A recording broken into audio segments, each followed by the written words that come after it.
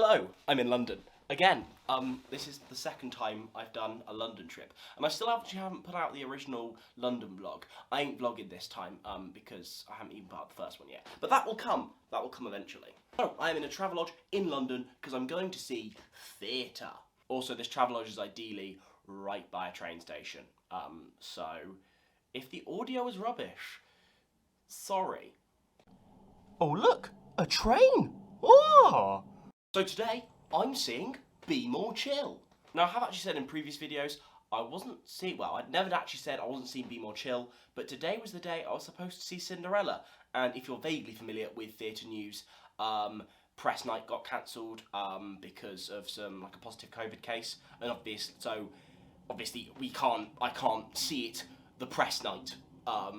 So press night's been moved to early August, and therefore actually I might have to get a refund because I might not be available to see it. But it's pretty much, I could see Cinderella, and we found out this news yesterday, so I booked tickets instead to see Be More Chill, because it's doing a 10-week run, and to be honest, this might be my only ever chance to see it, and I love the musical. So that's what we're reviewing in today's video. I finally got to the title. Now, I'm really excited for this. I've always loved the soundtrack. I went for a big Be More Chill phase. So I am really excited to see this. I think it's gonna be good. I'm really hoping so. I just think it's just something a bit new, a bit different, and yeah, as I said, I do genuinely think I could see this and never see this again, because it's on a 10-week run in the West End, only 10 weeks, and it hasn't sold amazingly. So I would actually be surprised if I ever see this musical again, because if it isn't selling well on I think it's its second West End run. If it isn't selling well this time, it could be dead. And it might not even, hopefully it'll tour at some point, and I'll try and catch it on tour. But yeah, I'm excited. Michael in the bathroom needs to be sick. Apart from that, yeah, stick around for my review.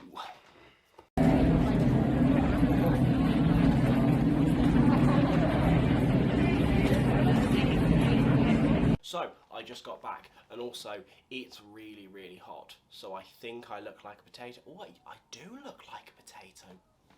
God. Ugh. Honestly, I'm actually quite tired, so I'm going to do a full review in the morning. So yeah, if you just want some light thoughts and then to leave, I liked it. There we are. If you're boring and actually don't want more of an opinion than it's good, then you can click off. Anyway, I'll catch up with you in the morning, and we will talk about how good this show is. And it's the morning. Seamless transition. I know. Oh, wait. Give me one sec. Oh, hey! Look at me! Oh, God, that's cool. I like that. So, Be More Chill. My thoughts. Yeah, that is how reviews work, isn't it? Bollocks. So I love the soundtrack of Be More Chill. I really do. And that's the first thing that I should preface in this review. I am used to the original Two River Theatre soundtrack. In fact, I tried the new soundtrack, and yeah, it wasn't bad, but I definitely liked Two River overall more. I do actually have a video on that. I can never actually work out which corner the card's in. It's in one of the corners. So yes, obviously, because it's the more modern one, this West End one is very much based off the Broadway one. I mean, there's still a couple of line changes again. However, I'm not going to be negative, because guess what? I really enjoyed Be More Chill. If I split down the acts, there is a clear favourite for me. Act 1 is a very solid 8 out of 10. It's fun. Act 2 is incredible. The good thing about Act 2 is there are less 1 minute, less moving along the plot songs, and there are more just bangers after bangers after bangers in Act 2. Act 2 just has the best songs, and it's just great. When I described this show to the person I was seeing it with, I told them it was a blend of musicals, sci-fi, and kind of the teeny type genre. And in the interval, it kind of felt like, did I misadvertise this show because it's very teeny, it's very musically, and it's a bit sci-fi. Luckily, the second act really does like go full kind of sci-fi in a really cool and interesting way. And I think that for me is what stood out between the two acts. Act 1 is very, very good, but very occasionally it relies on this humour that is almost there for the sake of it. As you can probably guess by the cast recording, this is a very weird show. It embraces that weird side. However, the two acts actually end up embracing this weird style very differently. Act 1 goes for the more in-your-face weird, where things are happening that, yeah, can sometimes be funny, but it feels quite random. It's like when you're doing a GCSE drama piece and you're told you're upstaging. It's almost like they do this to create laughs, but it kind of creates a dead halt in the show almost sometimes. Preface, sometimes it does work. Sometimes it really does work. However, in Act 2, to create that weirdness, it leans into the sci-fi, it leans into the weirdness of some of our characters. It just does a much better job of just embracing what the show wants to be, and therefore still weird, yet natural comedy came from it, and that just really helped keep the energy, keep the flow going, and it just kept building and building and building, which meant I really, really enjoyed Act 2. Act 1 still has its moments, I promise you, but Act 2 is where the gold mine is for this show. Now, the cast.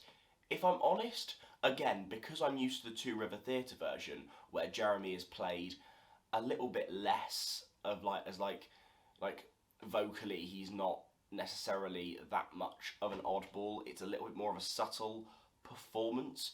Here in More Than Survive, Jeremy is very weird and socially awkward. But then I actually came to later me really enjoying his performance, because going from, loser to, very, very cool and almost back down to loser, he really nails it. He's fantastic of showing the effects of the squib without just having the squib there. It's a real powerhouse performance. Also, because the Keanu Reeves element of a squib was never actually involved in the original, and I found it a little bit weird in the soundtrack, but here it did actually kind of work. It really did work for me. I thought it was quite fun and an interesting addition. Michael, and obviously Michael in the bathroom, incredible. Michael was fantastic. Honestly, incredible. To be fair, there weren't really any cast members that really didn't stand out.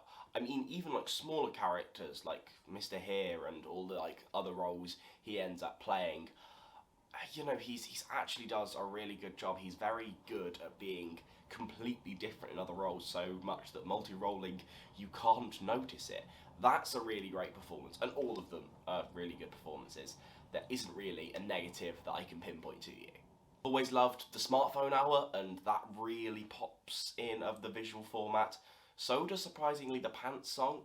Again, it's one that I really enjoyed, so maybe that added to my enjoyment here, but the pants song really, really worked here.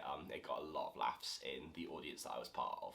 In terms of the way it's staged, it's done in a very minimal format, using a background to have projections and stuff. It kind of reminded me of the Curious Incident play, where they have things changing along the floor.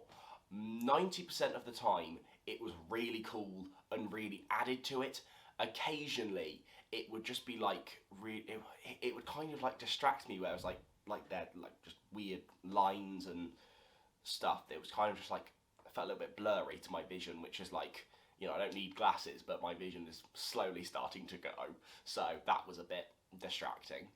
Also, slight warning, which I don't believe there was actually a warning of, which I thought was a little bit dangerous.